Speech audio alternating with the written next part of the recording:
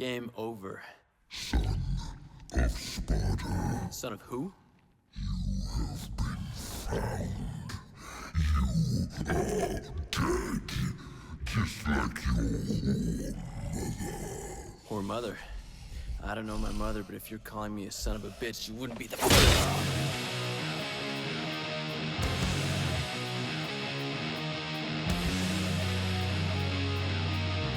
You don't fuck with a god.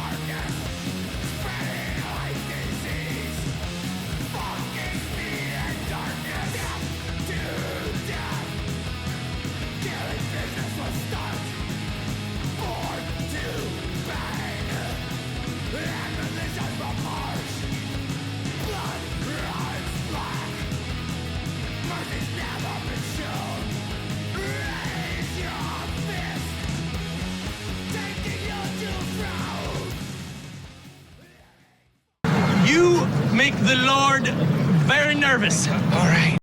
Talking about pivotal action titles and just overall influential games, you can't give the original Devil May Cry enough credit. Before DmC, action titles were either side-scrolling beat-em-ups, and in the 3D era, these titles were still getting their bearings and were slow and clunky. I still got plenty of love for them. Spider-Man 2 Enter Electro was my favorite game as a kid. I didn't even have a memory card, so I had to replay the whole game every time. But I didn't care. Action games were just not that deep. Combos were maybe 4 punches at most, if you were lucky, and didn't provide much difficulty either. We were still in the growing pains of 3D gaming. Devil May Cry was just that new gear and a shot of life for the genre. The gameplay was tight and looked fucking cool as hell. The game is very famously known as being developed as an early incarnation of Resident Evil 4. Directed by Hideki Kamiya, who took the reins after longtime producer Shinji Mikami appointed him to create a new game in the long-running series. Under the name Teen Little Devils, development began late 1998 and included numerous trips to Spain to capture various castles for the game's setting. In the early stages of development, it was clear the direction they were going for was more action as opposed to survival horror. So instead of abandoning the project altogether, it was reworked to be the classic we know today. The original name for the protagonist was named Tony, and his extraordinary abilities would have been explained because of biotechnology, as opposed to being half demon. The switch to demons was influenced by Dante Alighieri's Divine Comedy, which is where Dante also gets his name from. Dante is the son of legendary demon Sparta, who stood up against the forces of hell and fought on the side of the humans. By the time the game begins, Sparta has become deified, and his myth is well known throughout the world. However, Dante could care less. Dante is great and endearing because he's his character, set up to do great things, thanks to who his dad is, and the legacy he left behind. But instead, he'd rather eat pizza and stare at babes all day, all while hunting demons for a few extra bucks. His attitude was refreshing for the time. It could be exaggerated most of the time, but in the end, he rises to the occasion. Kamiya wanted to create someone anyone would want to have a drink with, and someone who was just effortlessly cool without even trying, and he hit it out of the park. Compared to future games, Devil May Cry is basic, but it holds up well enough. I was there during its release and have gone back to it in the subsequent years, so I just have that muscle memory imprinted into me. It's also the first game I can really think of that utilizes a style meter and an end level rank. These help to reward the player with red orbs, which could be used to purchase new moves and items. Being invasive, also trying to stay in constant contact with the enemy is fun, and Dante also has a various attack. You can't just spam the same moves over and over again. You have to get creative, and as this will help you bring that meter all the way up to that precious S rank. Dante has a varied arsenal, an aspect that will get fleshed out to a ridiculous degree in future titles. The story is bare bones. We honestly don't get much character development from Dante until about maybe halfway through the game.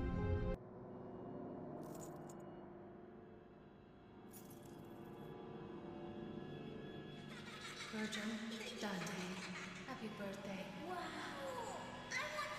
No, I want chocolate! And forget about the villain, Brundis. He's just some big ominous red eyes in the sky until you fight him in the end. And probably the most absurd series of boss fights ever conceived at the time. A side note, this boss fight fucking sucks. It is so tedious, it is so annoying, there's so much crap on the screen. I hate it so much. And during the fight section, they invert your control stick, so you gotta just deal with inverted controls, and you can't even change it. The rest of the bosses were a mixed bag, but still memorable. Little Angelo is great, Phantom is iconic, and Nightmare is fucking dumb, and I hated having to fight that thing 3 times. The game was released on August 23rd, 2001, to universal acclaim and was the start of a massive franchise, and the start of the character action genre. An argument could be made, without that original game, we wouldn't have gotten Ninja Gaiden, or the original God of War. The first game is still fun, albeit a bit stripped down when compared to future games in the series, but it was nice to not be overwhelmed with all the options. The Resident Evil influence also the strongest. The camera angles and the dark music give the game just a layer of gothic horror, and the thunder and trees swaying in the background on later missions is really a nice touch. And the game is as timeless as it gets. There was a sequel that we don't really talk about. Devil May Cry 2 was released on January 28, 2003, and was met with mixed reception to say the least. This was actually the first game in the series that I played. My cousin had just gotten a PlayStation 2 and Devil May Cry 2 at a swap meet, and we had no idea of all the backlash. We were just blissfully happy at blasting demons in the face. Getting footage for this section of the video after not touching this game for close to 20 years, and yeah, I completely understand the backlash. This game is really boring. I heard it can be fun on higher difficulties, but I am not going to put myself through that whatsoever. The development for this game is shrouded in mystery. Supposedly the original game director's name has never been released, but he did such a bad job. Hideki Itsuno, known at the time for Power Stone and rival schools, had to come in at the 11th hour to salvage whatever he could to make the game at least decent. The game was released right at the start of the year, which is usually a wasteland when it comes to new releases, as companies are still recovering from the holiday hangover. A sequel to one of the biggest games should have probably dropped that around Christmas, or a more ideal release date, another week removed from the release of Kangaroo Jack. Capcom knew what they had and tried to mitigate any damage. Fans were not happy with the lack of difficulty, as pretty much every enemy can just be wiped out effortlessly with Ebony and Ivory, leaving the sword completely useless, until you get bored and want to switch it up. The combat felt so lackluster compared to the previous games. Moves feel like they hit with the impact of an angry pillow, and Dante swings his sword like he is underwater. Also, lack of combos and delayed inputs you can implement to vary up your attacks. Instead, combos are done with the mix of the attack button and changing the direction of the analog stick. The game never explains this. I had to look it up online. And even so, the same triangle, triangle, triangle sequence does a trick. Regardless, there is no point even trying out new combos. The guns are going to be your best friend. Dante's new look is great though. I love the mix of the black and red, and it matches well with the signature white hair. He looks like a proper anime hero. Capcom partnered with clothing company Diesel. They will go on to create in-game costumes for both Dante, featuring his own signature Diesel jacket, and even for the replicas online. In this game also, Dante flips a coin to determine his choices, a characteristic they just introduced in this game and it never comes back. He is also way quieter and stoic, another deviation from his previous incarnation, as fans really loved his carefree and goofy nature. The plot revolves around an eccentric, over-the-top, powerful corporate leader who is being manipulated by headless forces to help enslave the world for his demon masters. A plot point that may hit too close to home for some, and one that Capcom will revisit for a reboot later down the road. The plot just unfolds with no rhyme or reason. I was just finishing levels as they come, all for the sake of capturing footage for this video.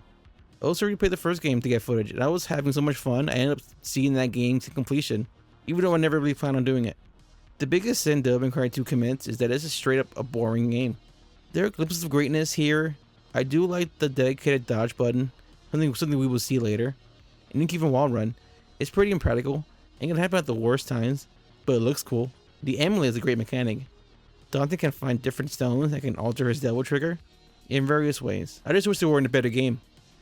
Devil May Cry 2 also introduced another playable character, Lucia. She's a tragic character in her own right, being a failed creation. I think I like her gameplay better than like Dante's gameplay. Her daggers are still as broken as Dante's guns, but she can do this cool little twirl in the air while she's throwing them, so that's pretty cool. And her devil trigger is very angel-like, which I really liked. and her campaign is only 13 compared to Dante's 18, which is really good. It's a very abridged version of Dante's campaign. I do love her design, and I think she would look really great in the RE engine if they decide to bring her back. She's definitely a highlight of Devil May Cry 2. She does make a quick cameo in the Netflix series, and so is the villain of Devil May Cry 2, Arias. So despite my nostalgia, I am jumping on the Devil May Cry 2 hate train, and I'll conduct that bitch right into the offices of Capcom.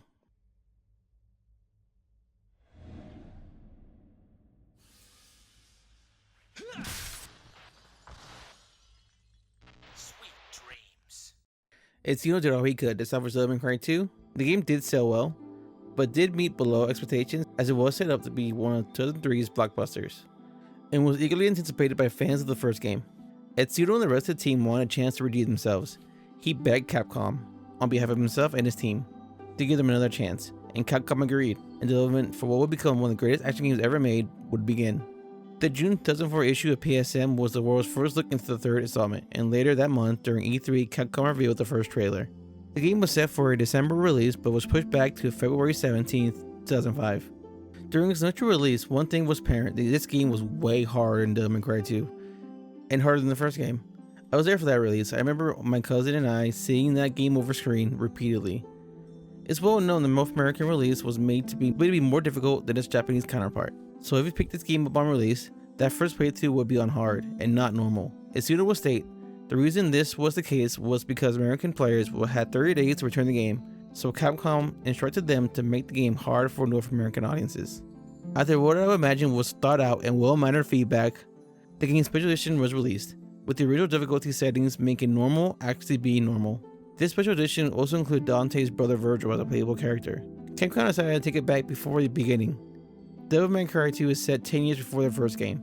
It features the more immature and rowdy young Dante, and retells the game's origins of his new shop and the strained relationship between him and his twin brother Virgil. He does show up as a boss a few times in the first game, so Capcom decided to flesh him out, and he contrasts with Dante very well. Virgil wants absolute power no matter the cost. The story is great, but it's awesome to see the team become more confident with their storytelling. There's a couple of new characters as well, the most popular being the Awesome Lady. Her relationship with her father and the trouble between Dante and Virgil reinforce the themes of fractured families. The game also plays like a dream. Dante is the most versatile he has ever been, being able to switch weapons on the fly, along with being able to equip different fighting styles, one if you prefer melee, one for guns and range combat. The others serve more utilitarian purposes like being able to block and parry, and having more evasive options. All this never feels overwhelming, and are fun to figure out, and allows for tons of player expression. New abilities can also be purchased, making the list of moves you can pull off even larger. I'm decent at this game, but going online and seeing the sick combos people can pull off is astounding. This game was a critical darling, earning several Best of awards despite its high difficulty upon release. And the game was also sold incredibly well. Numbers I saw go as high as 2.3 million, and the fans got to watch the ass water that is Devil May Cry 2 out of their mouths. After the success of Devil May Cry 3, a fourth entry has started development shortly afterwards, with the sizzle real-life trailer being shown up at E3 2005.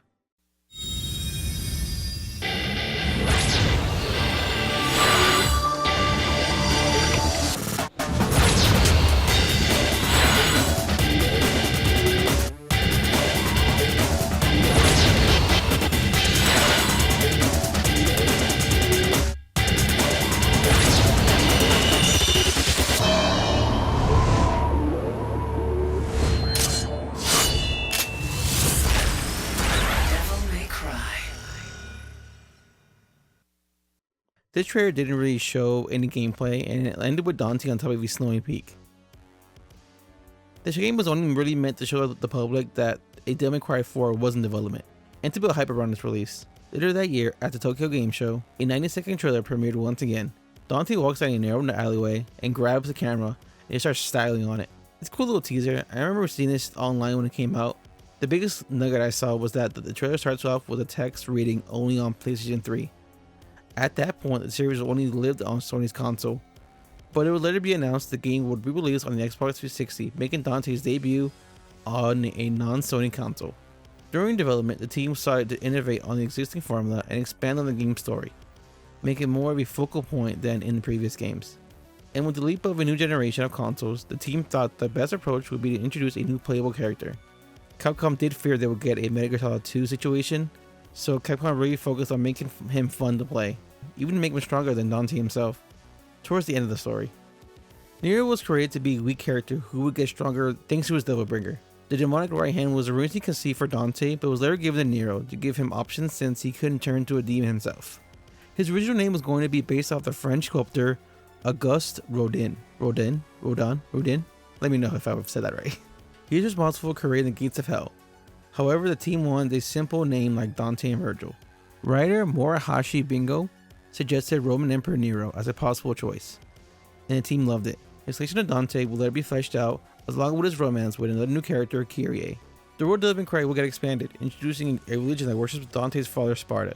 The team will visit Vatican City to capture that religious gravitas. The game begins with Dante straight up murking the Pope out of his new religion called the Order of the Sword. The first level is a boss fight against Dante himself. I love how he taunts you, and I'm glad they updated his look from the one we saw in that first trailer. Playing as Nero feels natural, and he has only one gun, the Blue Rose, and one sword, Red Queen. These will be his sole weapons throughout the game, but they have so much utility built into them that make them more than enough. Blue Rose is this giant ass revolver that Nero can charge up for extra damage. The Red Queen has a sort of goofy looking motorcycle handle attached to it, but it does serve a purpose. The sword can be revved up in this technique called Exceed, and there are 3 levels to it, each giving your next attack extra damage. Knowing when to rev up either by finding some downtime or with a skill that allows you to do it mid-combo. The biggest game changer is Nero's right arm, the Devilbringer. Nero can use this to bring enemies towards him or bring himself closer to the enemies. Some enemies can be swung around or straight up slam dunked into the ground. It's awesome to implement this into combos. If you're playing it recently, I had so much fun playing with Nero. Maybe I was trying to brute force Nero to playing like Dante in my first playthrough way back in the day, so I embraced his playstyle more. During this game's release, Nero was met with critical praise. Fans love his gameplay style and how it differed from past games. And halfway through the game, you do switch over to Dante anyways, who's also very fleshed out, now being able to switch between all 4 styles. Along with his wild ass arsenal, this dude gets so many weapons. The game was well received critically and sold extremely well, shipping 1.8 million copies during that first year of release. All this background on the DmC series wasn't just an excuse for me to replay all these games, but I really wanted to set the stage for the state of the series during this time. Fans loved it, and it was a big moneymaker for Capcom, and Dante had become a household name. And yet, besides from one huge stinker, the series garnered huge scores from critics.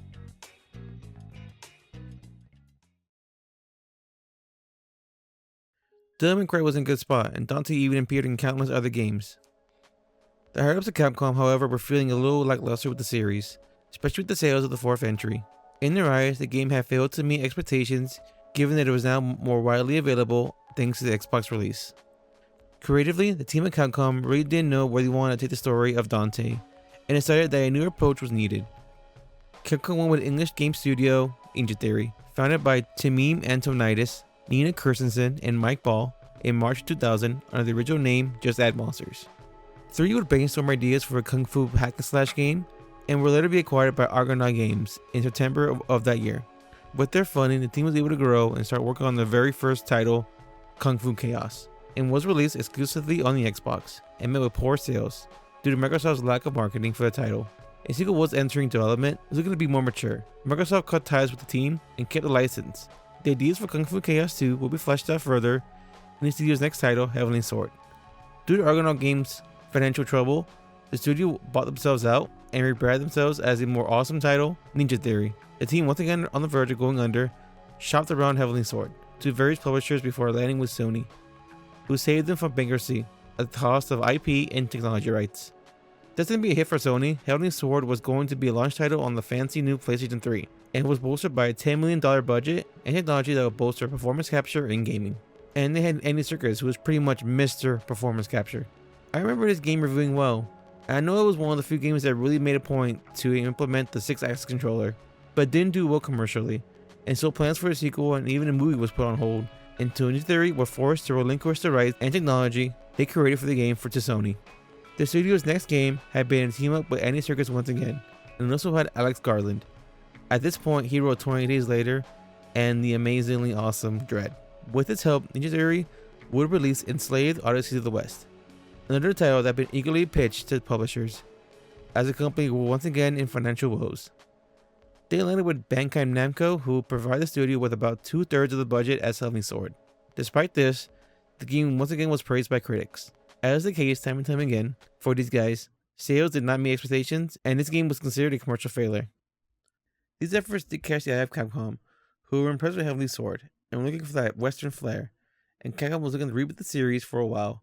At this point, seeing the success and sales this approach brought to other franchises, this was a huge opportunity for Ninja Theory, as it was a chance to work on an already established and beloved IP, and given quite a fair share of freedom to do so. The team for DmC was comprised of 90 people, and 10 of those were from Capcom. The team leaders would make monthly trips to Japan to discuss aspects of the game, mostly revolving around combat, as Tsuno himself was still very much involved. The original concept art for Dante had him rocking the red coat and white hair and closely resembling his previous iterations, but Capcom shot down those ideas. They want a whole new spin on the character, and encouraged Ninja Theory to explore new looks. This new design, as well as an announcement of a remake, was made during 2010 Tokyo Game Show. And yeah, if you'll remember the outroar this little 2-minute clip caused. The trailer starts with a gaunt-looking Dante being interrogated by an unseen figure. His arms chained to the ceiling before it cuts away to him wailing on some demons. At the time, tons of games were getting the gritty reboot treatment, as people were still riding high off of Christopher Nolan's Dark Knight trilogy. So seeing Dante turn to this brooding figure made sense to me, as that was becoming a trend. The rest of the internet did not share in this sentiment. I was in the late teens at this time, and I remember this trailer being the first instance where I really saw genuine outrage online over a game. What the fuck? He looks like a fucking retard. Like a fucking retarded emo kid. What the fuck? Son of a bitch. Every corner of the internet proclaimed this is not Dante, and he was labeled angsty and emo by fans, but he wasn't like sulking or crying in the corner. He was still ripping apart demons. The skinnier frame didn't help, as it made him look weaker in comparison. Fans also didn't like that he also smokes, something Kamiya himself came out to condemning, feeling like Dante is too cool to smoke. As the development continued, the team were getting death threats from fans, some in the form of comic books and even death metal songs, which is, I guess, an inventive way of harassment. As more trailers and previews were being released, more of that original 2010 trailer was being erased. I remember being really excited for the reboot because I did want to see where the initial trailer was going, because it did set up an intriguing mystery. The fans were starting to get mixed. It looked like the trailers leading up to the release really showcased the combat and the effort to overhaul Dante's new look. There were still tons of negativity upon release, and to be fair, Ninja Theory did push back on the initial backlash, doing their best to defend their new vision for the character. Antonitis, stating that if Dante dressed as he was, walking into any bar outside Tokyo, he'd get laughed out.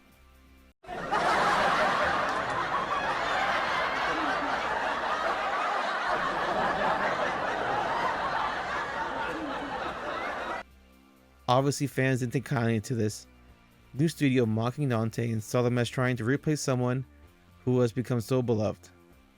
For the game's announcement, it was going to be a hard sell for longtime fans of the series, and the gaming industry was still in reboot season. Gamers saw many other beloved games be rebooted, all with varying success. I understand where Antonitis is coming from. Things that are cool do change through the years, and what is cool is very subjective, and he was trying to convey that. But to be fair, him and his studio had been facing threats and criticism non-stops, so there was a bit of vitriol there. Nonetheless, there was going to be a group of fans who would never accept his new Dante, and no number of redesigns or cool trailers would ever persuade them. DmC Devil May Cry was released on January 15, 2013, to critical acclaim, giving outlets praising the visuals and combat, and the new Dante was received well. The official story was considered a good change of pace, and it translated $2 million in physical sales in the first year. When I chose to revisit this title, I picked up the definitive edition that came out back in 2015. This edition adds back the lock-on mechanic, which is great, and no more Fedora for Virgil. This edition also adds a DLC including Virgil's Downfall, which lets you play as the iconic villain. It is also in 60 FPS as opposed to 30 during its initial release. Now, was he justified, or does this Dante deserve some redemption? For anyone who hated this Dante, the opening sure doesn't help alleviate those feelings. This isn't like your dad Devil May Cry. This Dante has sex, drinks beer, and swears. What makes you think I give a shit? I like it rough. Prime day, you ugly sack of shit. This scene probably hit like crack if you were like 14 years old, but now it doesn't leave a good impression. And the following scene is not any better as we get a naked Dante putting together his outfit in slow motion, as various objects cover his junk. There is a goofy video where the director tries to like artistically explain this scene, but it comes off so pretentious. Actually, we see him literally, we're birthing the new character, so he's in his birthday suit, naked.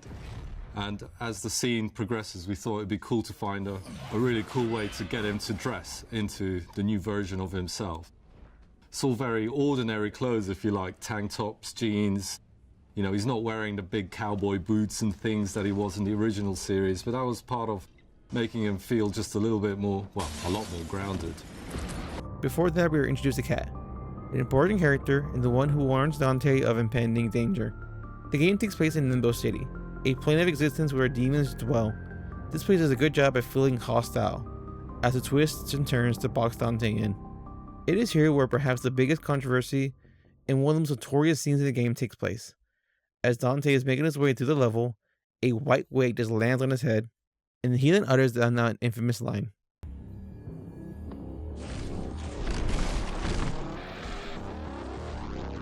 Not in a million years.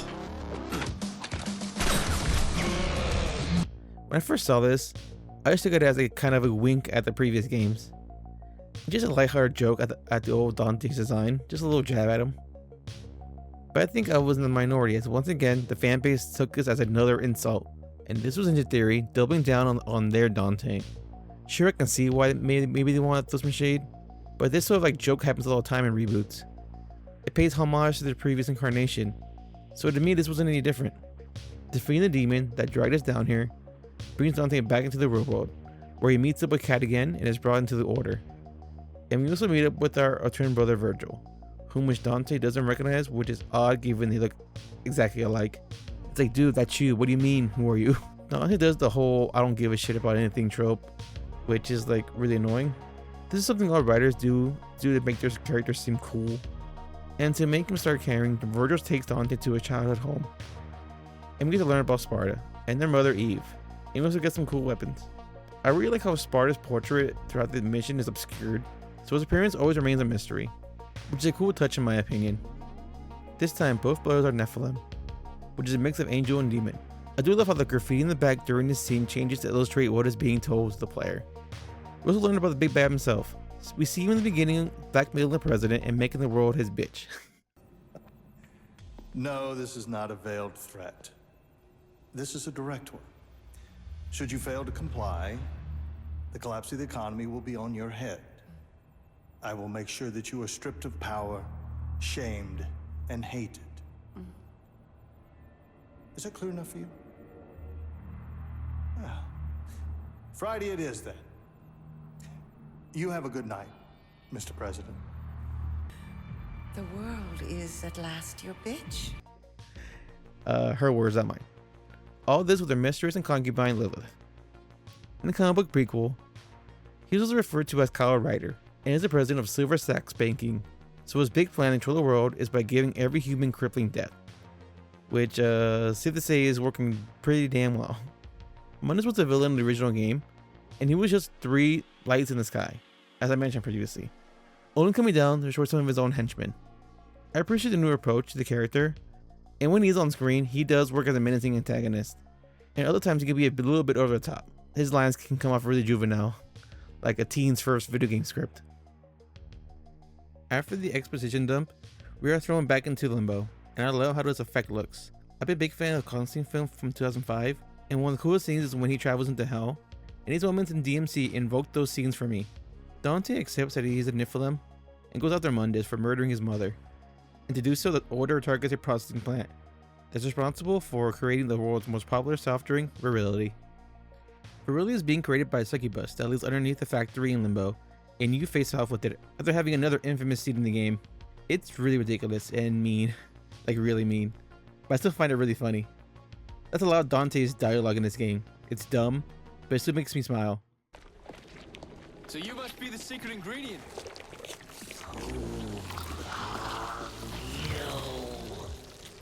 On your prime date, you ugly sack of shit.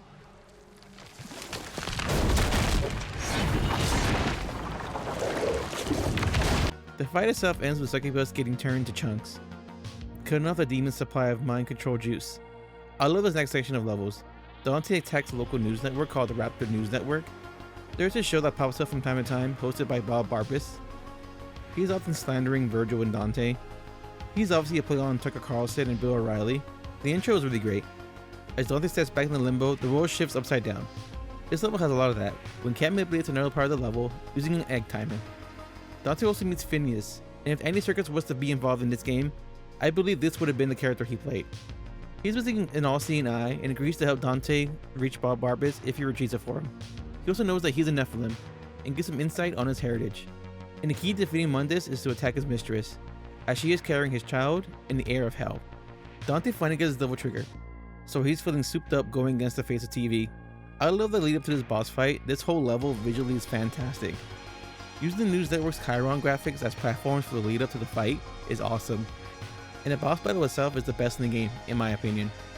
While shooting these psychedelic beams at you, it's not a hard fight, as his moves are telegraphed and easy to avoid.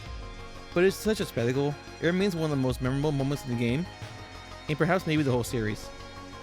Dante will get pulled into a TV screen between the phases of the fight, and in these moments we see Dante's battling lesser demons from a news chopper point of view. It's a funny gag, since Barbara's just always talking all kinds of shit at you. First of all, he was also a well-known cruiser in the seedier districts of the city, rampantly spreading sexual disease of the unholy kind. And ain't that the best kind, Bob? After the fight is over, Dante shoots him on air, but he does reveal that the authorities have located Cat and Virgil. This is where the cracks in Virgil begin to show, and the mask begins to slip. Virgil acts cold towards Cat's well-being, carrying more about the codes to the Order's database. Dante pushes back and does his best to protect her, as she gets cornered and is captured by the police. This scene where Dante must walk Cat through how to pretty much not get shot on sight is really good in my opinion, and it's a great character moment for the two. As we get a hit at Dante's past, it also serves as a great bit of social commentary. If this game was released today, I could see the headlines plastered all over. Devilmaycry, you ain't woke. OMG, go woke or go broke. Cat has a man jaw. Remember when video games had real women?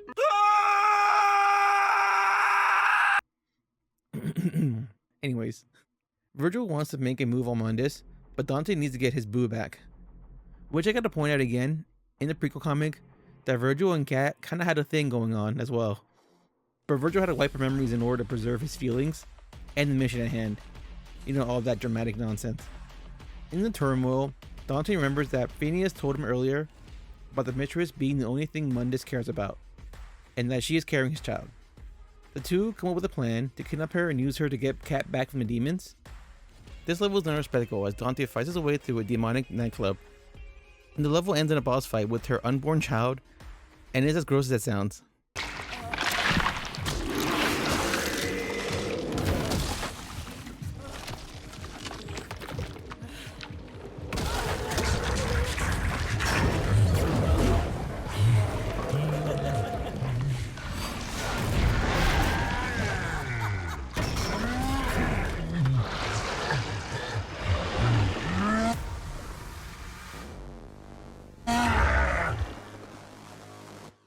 There is a face only a mother could love. Weakening the fetus exposes the mistress, and once again this PSA on teenage pregnancy is over. Dante takes her captive and leads to the exchange where infamous scene takes place. As the exchange is happening, we get this Mexican standoff with Dante and Mundus' forces. Virgil was in a distant building keeping watch with his sniper rifle, which you gotta say is pretty out of character for him. But what he does during the scene negates all that noise, as during the exchange, Virgil just straight up shoots a pregnant lady.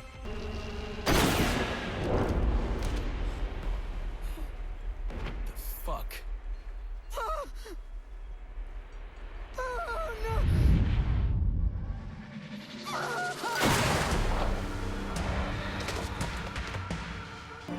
Shit just got real. I get that she's incredibly evil and vile person, but it can't be denied that the visual was still shocking, especially the reaction and the realization of what just happened. This of course pisses off Mundus and sends the whole city into limbo, and Dante has to help Virgil and Cat escape from the aftermath. It's revealed earlier in the game, in a pretty good one-on-one scene with Dante and Cat, that she is a medium, and is able to astral project into Limbo, and she uses the ability to map out Mundus' tower and helps to concoct a plan to take down the Demon King. Going to the demonic tower, we have the mandatory stab at bankers and lenders being husks of humanity, which is fair. Getting up to Mundus, the plan is to piss him off enough to where he does something stupid, which works like a charm, and the boss battle begins. Albeit a bit of a rehash of the succubus fight from earlier in the game. After evil was vanquished, we get the heel turn from Virgil, and his true intentions make themselves known. Of course, fans know all about his villainous intentions given that he has played foil to Dante in the past. But what makes this work not so well is that there's no setup, so the payout doesn't really quite land. We do get some of it during the indifference to Kat and the callous actions towards Lilith, but more could have been done. Perhaps we see him being callous towards other members of the Order, or he has rigidness to his organization that reinforces foreshadowing what he plans to do to humanity once he overthrows Mundus. He's sort of kinda in the background until the very end of the game. The two brothers fight it out and Dante whoops the shit out of him. We do get some weird social media message and the rest of the world's response to the fact demons were everywhere all along. Dante swears to protect the world, and look, he does get his white hair after all. In the DLC Virgil's Downfall, we get some insight on his motivations and his feelings towards his brother after he sent him packing. It is a short little epilogue to the story, and sets up where the story would have beheaded if it were to continue. DmC's story is a mess, and it starts with Dante. He is very unlikable for a majority of the story. The Dante of old was cocky, but in a wholesome way. He was the older brother who gave you shit, but would still teach you how to drive, and even let you take a sweet car on dates or something. This Dante is just that jerk who says he doesn't care about anything, just to be cool and edgy. He does eventually lighten up, and we do get his backstory, which of course is kind of cringy. He had to cut it to his chest to see if he really was human. So stupid. Kat's backstory mirrors Dante as her foster father was a demon, who would abuse her, making her run away to Limbo when things got really bad. She is the only prominent female character, well aside from, well, Lilith. In the end, she does for the role of the damsel in distress. It's cliche, which can work if done right. But unfortunately, it really isn't here, because Kat is really underdeveloped. She's in that prequel comic I've been referencing, but her memory gets wiped out, so it doesn't even matter anyways. Virgil's overall pretty lame, especially compared to his earlier counterpart. That old Virgil will drop some cold lines. And also, I will never forgive Fedora Virgil. Lastly, Mundus is good, he serves his purpose, as he's not just lights in the sky, so that's already an upgrade. I could have him appear human most of the time takes away the mystique as his all-powerful being, and his final form isn't as impressive either. He reminded me of the final boss in the Matrix Path of Neo, the one where all the Agent Smiths make a huge Mega Smith. People were on something in those times. A big reason there was a reboot was because Capcom wanted a more story-focused entry, and was that a success? Depends on who you ask. Let's finish out the world of Devil May Cry, and I will always admire it for that, but it doesn't quite reach the emotional highs of Devil May Cry 3, or have any of the heart Devil May Cry has at its core. Because at its core, Devil May Cry is a story about being human, and trying to discover what that really means. It's a cliche message, but one anyone can relate to. The reboot really lacks that, and goes for edgy so it can be hard to relate to these characters. Devil May Cry's story will always need that Japanese absurdity to make it work. I'm not saying ground approach is impossible, but as soon as I have that playful attitude, and not take itself too seriously, something this game does way too often. But a huge plus, you can always skip the cutscenes and get right into the game's tight combat. Target space!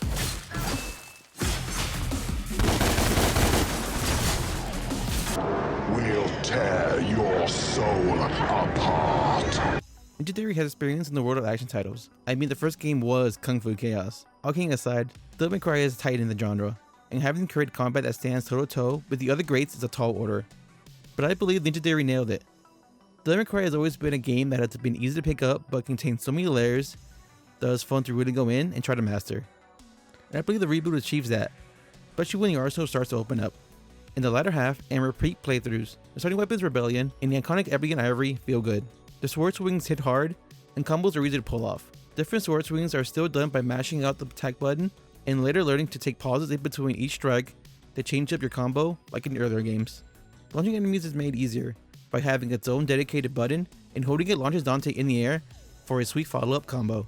Ebony and Ivory are good at thinning out lesser enemies, but the damage output on these things leave a lot to be desired.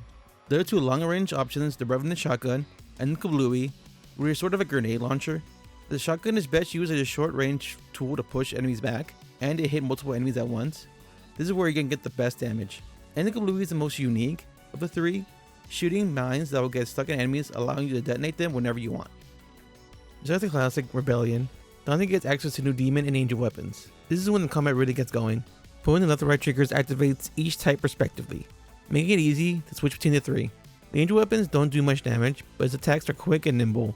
These work great for crowd control, and the demon weapons are slow and often need some time to wind up any given strike, but they hit hard and will send enemies flying back, and will be useful when the enemies start carrying shields, since these are the only weapons that will break them, leaving them vulnerable for a follow-up attack. The two angel weapons include Osiris, a scythe that can be powered up with more enemies you hit, doing more damage, and Aquila is two shurikens that are great at thinning out lesser enemies, and are thrown to keep others at bay. Certain combos can also bring groups of enemies together. Working this into encounters helps to tip the numbers back in your favor. The demonic weapons are Arbiter, a huge battle axe that crushes everything, and is great at damaging enemies in a straight line, and Oryx, the classic gauntlets that let you charge up your punches. Unfortunately, there is no kicks in this moveset.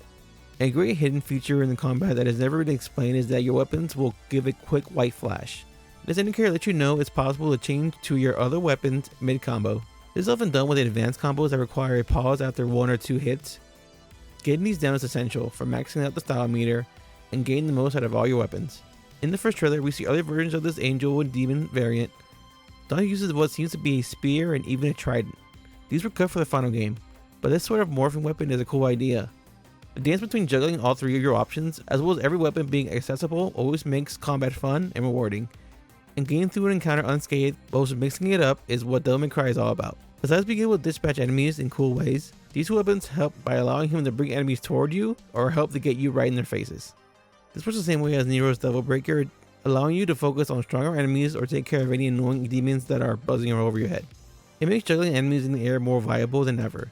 In previous games, air juggling was possible, but you perhaps got about 2 or 3 strikes before you hit the ground. In DmC, enemies can stay up in the air for a long time.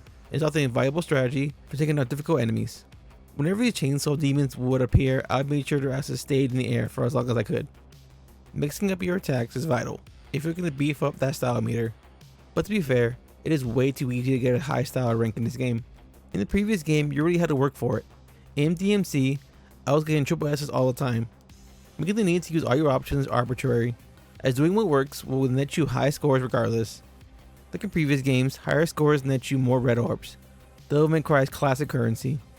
There's also white orbs used solely for upgrades, like the Proud Soul system used in Devil May Cry 4, but I never felt had an abundance of riches, as the prices rise after each purchase, often only leaving you enough red orbs for 1 or 2 healing items. Dante's classic Devil Trigger makes a return and is perhaps one of the most underwhelming things about the game, and is in my opinion the weakest part of this game's combat. When activated, Dante's coat turns red and his hair is white, resembling his earlier incarnations, and all the enemies get shot up in the air. The overall transformation is underwhelming. He is half demon and half angel.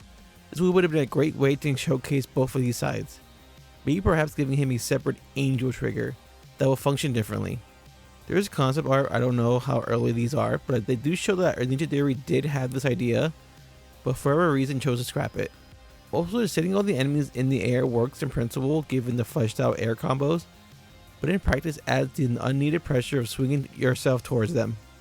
So it would have been better if Dante also went to the air with them, allowing Dante to bounce between them each enemy. Lastly, the transformation itself doesn't last nearly enough time to even do any real difference in combat. You might be able to take out 1, maybe 2 enemies, but the tougher foes will still be standing because your meter ran out too quickly. I would often use it just to heal myself as you recover health while in this form. The Definitive Edition has a hardcore mode available after you've beaten the game. This mode changes the way the Devil Trigger functions. The enemies no longer get launched in the air, but the meter still dies off too fast. So unless you have a full meter, you get maybe 10 to 15 seconds. And the damage boost you do get doesn't mean much at higher difficulties. I should be mollywopping like 4 demons. Instead, I'm lucky if I can get 1 off the screen. Enemy variety does not disappoint, as the game throws all matter of health forces at you. You get the early fodder of enemies that teach the basics and get you going in the early game, and the mandatory annoying and flying enemies. There is a chainsaw demon, I mentioned those earlier, and are the first to have an armored state, where you can still do damage, but they won't get staggered or interrupted, so you still need to be mindful and move out of the way. In the latter half, bigger foes are introduced. One where you can only harm them from attacking the back, or you can use your demon arm to pull them to the ground for free damage. but the one I hate the most, which is these big dudes that house a demon in its belly like Krang from Teenage Mutant Ninja Turtles. And that's the only vulnerable area, as attacking anywhere else does nothing. Your sword just bounces off of them. And this big ass motherfucker hits hard, especially at higher difficulties. And he does that thing that developers like to do, like once you beat him, he explodes. So if you don't move out the way, kiss most of your health goodbye. The sirens can also be a pain. They have shields that can be broken with the angel weapons. They are able to shield other enemies, but that leaves them vulnerable. They put a cherry on top of that. They let out one of the most annoying, obnoxious screams in the game.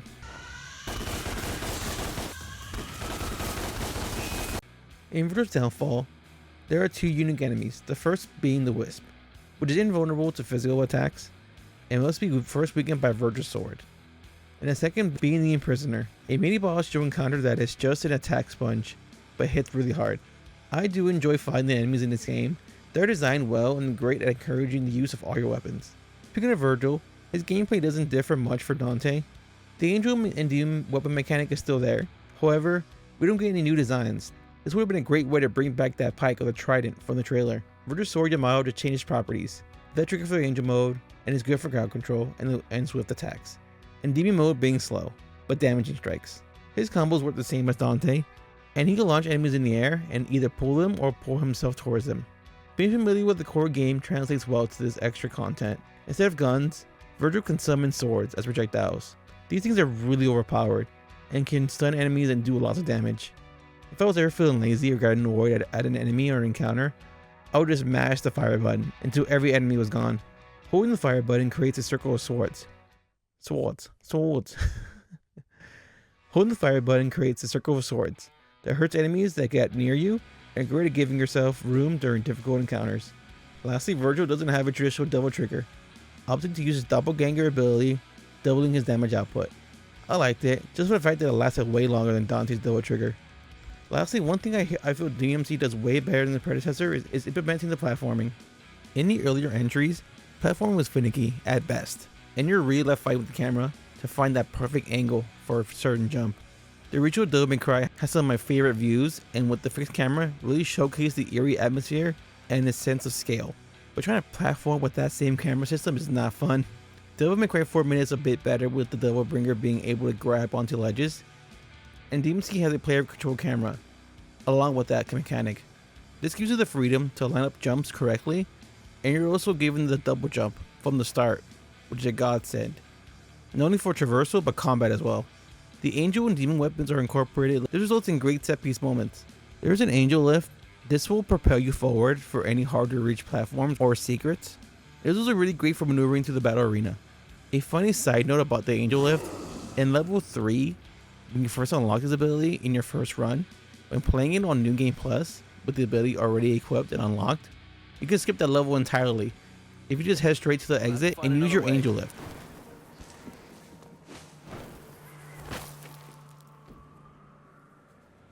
The gameplay is strong and deserves some recognition for building on that established formula, but also making it their own. And I believe it does stand toe-to-toe with the other entries in the series. And it does get better when you dip into the harder difficulties and that hardcore mode. And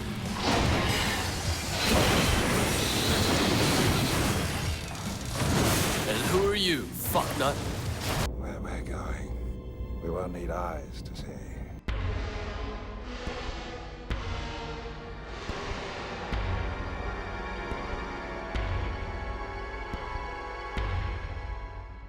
Ninja Theory's artistic take on the world of DmC is strong, and I enjoy the game's distinct visual aesthetic.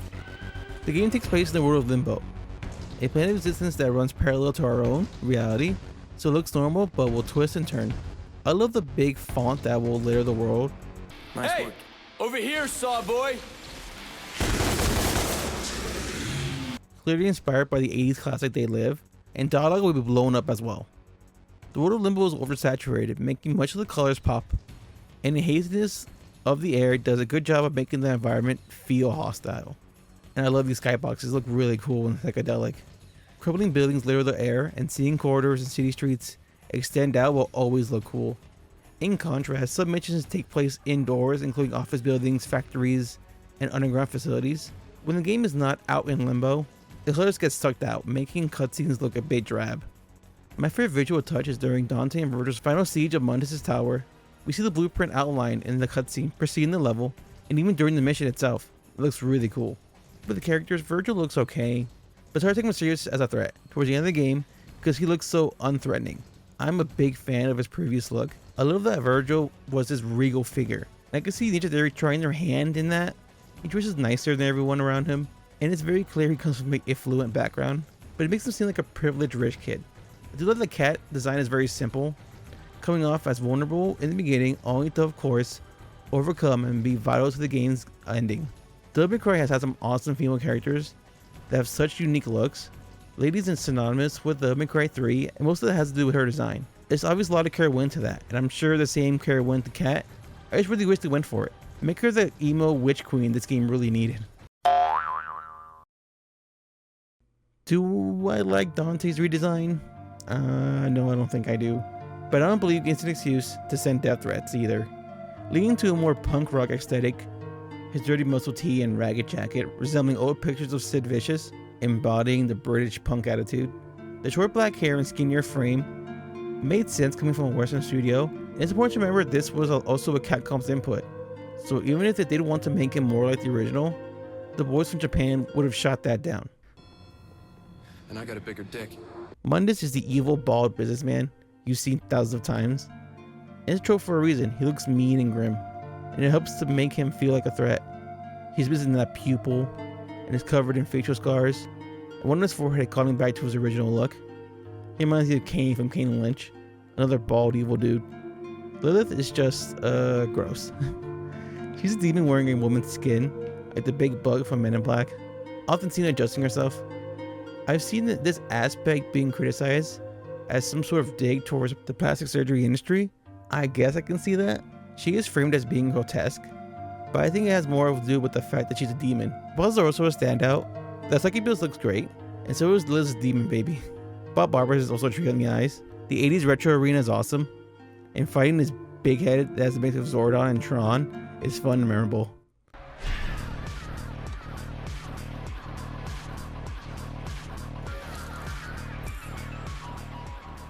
The game's music falls in line with the industrial metal we heard in the past two entries.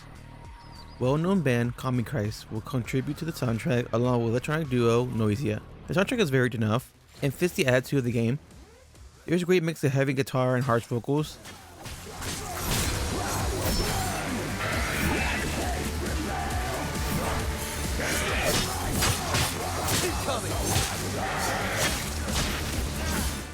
And then levels will have these pulsing synths. I love the club theme, especially when paired with the visuals of this level. I also greatly appreciate that the battle music changes up all the time, so you don't hear the same two verses every time you get into a fight.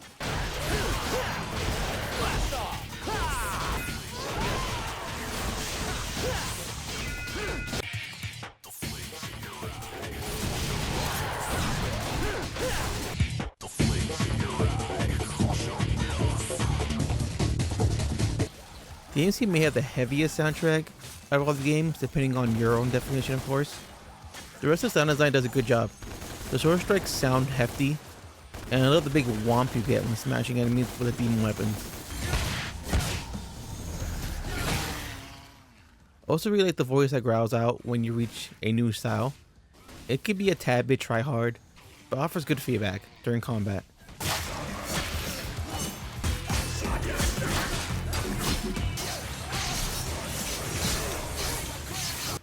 Ebby and Ivory sound loud and punchy, and I gotta say, this aspect of sound design has always felt great in every game. Matter of fact, I'm gonna rank them right now. Okay. I believe I'm gonna rank them from worst to best. The best sounding Ebby and Ivory in Devil May Cry. The worst one is Devil May Cry 4.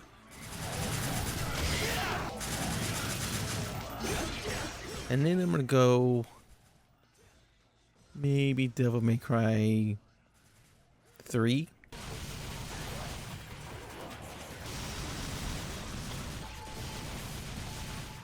And then I'm gonna go 1. No, I'm gonna go DmC.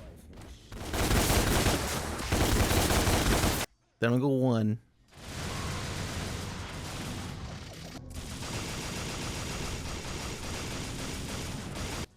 then 2.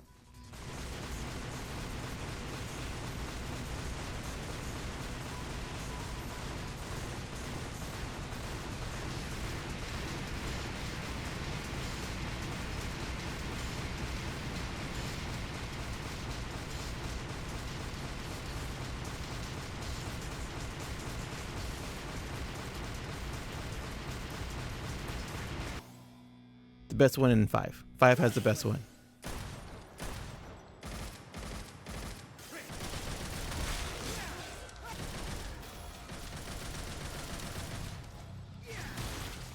Okay, let me know what you guys think. That's what I believe.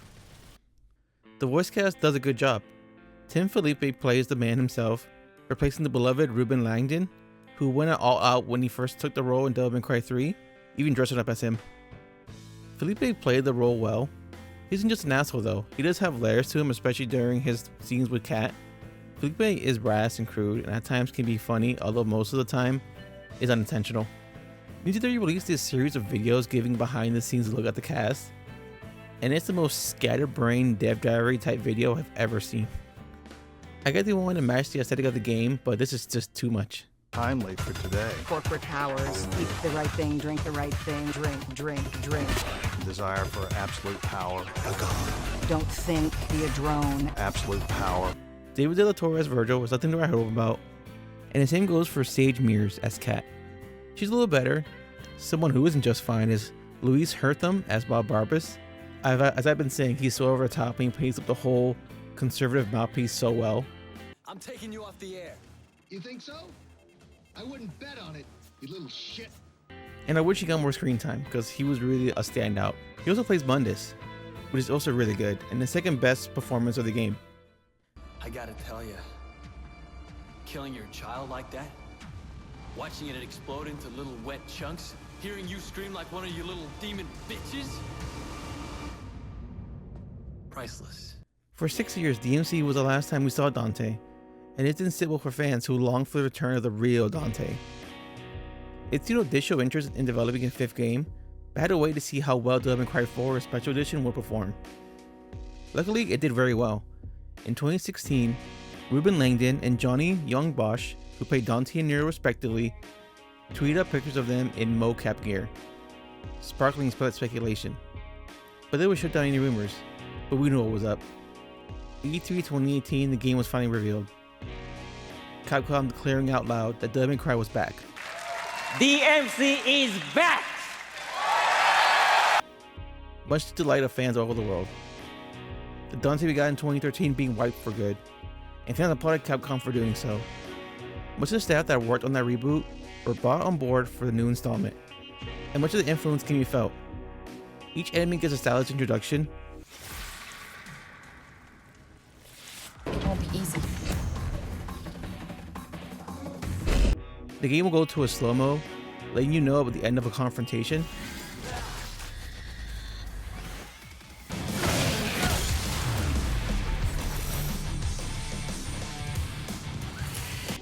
The announcer declaring when the player earned a new style rating, and a strong emphasis on story.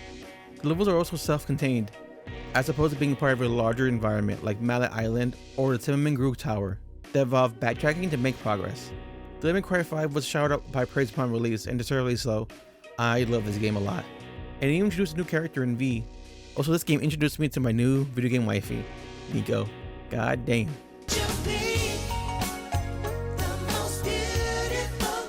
God damn. Devil May Cry 5 became the best-selling game in the series. And when it's become par for the course, Capcom released a special edition including enhanced graphics and performance, and Virgil as a playable character. The sales and acclaim effectively killing off any chance of revisiting the world Ninja Theory created, and that accursed Dante that fans just want to forget. In the past few years, the love for DmC has grown though, steadily among fans, discovering a great action game and wiping away that initial anger. As a game bearing the name Devil May Cry, it left something to be desired. It still rips as an action game, and it plays just as well as any of the top hitters from that era. In 2019, Itsuno has stated they did intend on creating a sequel, but no ideas materialized. Believe the 5th entry in the mainline series made more sense. DmC Dante has appeared in other games, most famously representing the franchise in PlayStation All-Stars Battle Royale. He's also an unlockable alternate costume in Devil May Cry 4 and 5. Change your stuff, and whenever it happens to your favorite franchise, it could feel that very thing was under attack. And didn't help, higher-ups from Ninja Theory got into some Twitter wars over it. Nonetheless, perhaps there's enough fan acceptance and a decade plus has passed that maybe you can bring this version of the character back, in some capacity. Thanks to the new trope of multiverses in our media lately, why not have this Dante interact with the mainline Dante, even if it's just to shit on him, or perhaps be a villain in some capacity. Capcom can go ahead and have the idea for free, it's on me. I believe Ninja Theory was up to something here, and seeing where they went with their new IP Hellblade, that earlier incarnation of DmC could have been something wild. But what we got was a great game. Like it or not, DmC is just as important as any other entry in the series, and it deserves a whole damn bouquet. Thanks for watching, guys. What are some of your thoughts on DmC? Let me know what you think. You love it? You hate it? Let me know. Was it treated unfairly? I would love to hear it. Leave a like and subscribe and all that YouTube stuff. Until next time, take care. Thank you, guys.